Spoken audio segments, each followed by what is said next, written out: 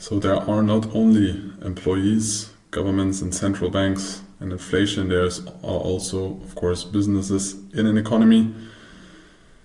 And they have a sentiment because they feel good about the economy in the future or they feel bad about it. So, what is the business sentiment? It measures the confidence and expectations. That is very important because it is about the future, very often businesses, of companies regarding their financial performance and the economy they are part of. They influence the investment process in general, they influence the employment rate because either they hire more people or they fire people, and they make production decisions based on that, or based on their sentiment, based on their calculations, based on their analysis. So they are directly impacting the economic growth and the market dynamics, and they impact the data central banks decide on their central bank policy. So they decide about the liquidity, and all those things are interconnected and they are all part of the economy. So it is important to know what their opinion is about the economy. What are the key indices? So you have common indicators like the purchasing manager index and the business confidence index. So this measures, it's just like a survey of managers in companies, and most of the times it is above or below 50. Above 50 is like economic growth, and below 50 most of the time is a contraction, economic contraction, so more of a negative sentiment. But how is the business sentiment measured? There are surveys, and the PMI or Purchasing Manager Index is one of the most important. So it's about the managers that decide about purchasing in a company. It's monthly published, and as I said, above 50 is expansion and below 50 is a contraction. Companies also plan for the future, so it also reflects the outlook of a business. It's not about what are you doing right now or what have you done in the past quarter. It's also about what are you planning to do in the upcoming quarters for the future performance. This is also important to know. The components are what is the current condition, what is the current financial outlook, what is the current production they have, either in services or in physical production, and what are your future projections for the next 6 to 12 months. I think 2 years ago I was diving really deep into that rabbit hole. I don't remember all the details anymore because I don't need to. If you want to understand all the details, maybe in the future or next year we're going to make a product about this. But for this and for you as a trader and trying to learn our strategy, you just need to know the basics about this. You don't need to understand this completely. So complex calculations, you need to know above 50 expansion, below 50 decline. You need to know what the Purchasing Manager Index is, that it is based on a survey done with managers in companies.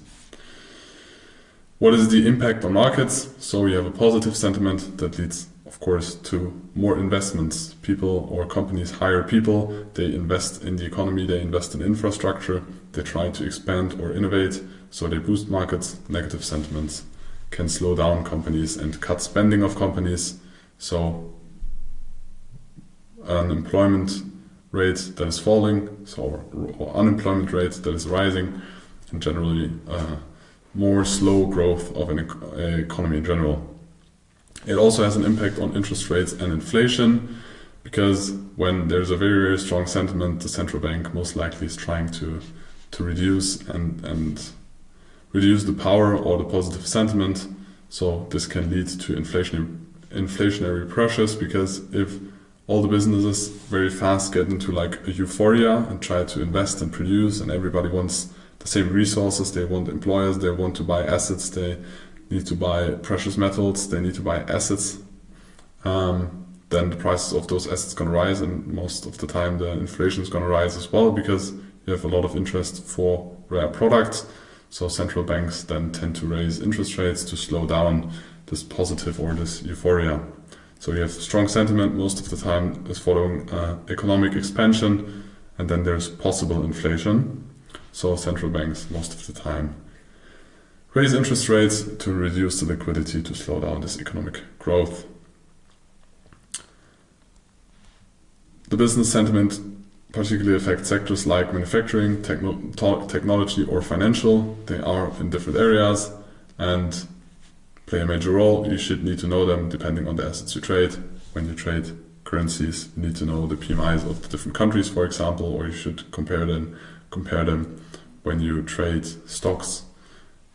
It's also interesting to look maybe at the financial part of the PMI when you trade banks or analyze banks or want to buy a bank stock. So there are different ways to display this. You should know about it. That's it.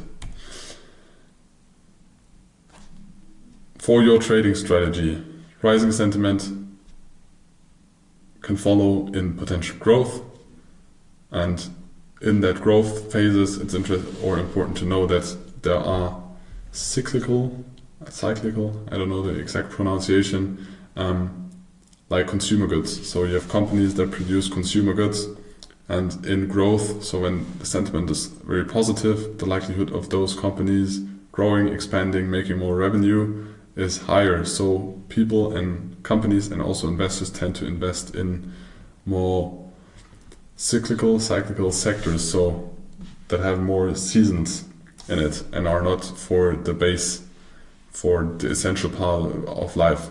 And when the market sentiment is more negative, first it can be an early indicator, because part of the survey or the PMI in general is what the managers think about the future or the businesses in the future. So it's not a lagging indicator, it's not only about the past, it's also about the futures. So you can try to spot a boom early with numbers of the PMI. An historical example is that the PMI dropped during 2008, so companies got very pessimistic, and then afterwards there was the financial crisis. While there was a rising PMI, when you saw the very strong recovery of the markets and economies during COVID, we had a very harsh drop down in 2020. You can see it in this graph, for example, in the United Kingdom, we had a very drop down, very pessimistic view, but then it completely reversed and got very positive. So you saw a very booming, as we all know nowadays. This was a kind of early indicator of rising markets and very strong or fast recovering markets and economies.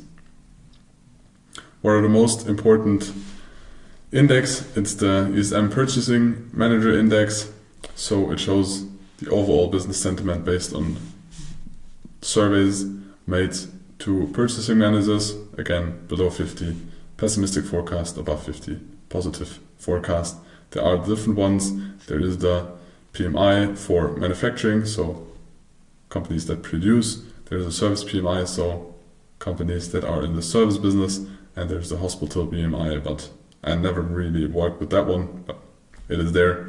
That is about the health of an economy, or not about an economy, about the health of people in an economy.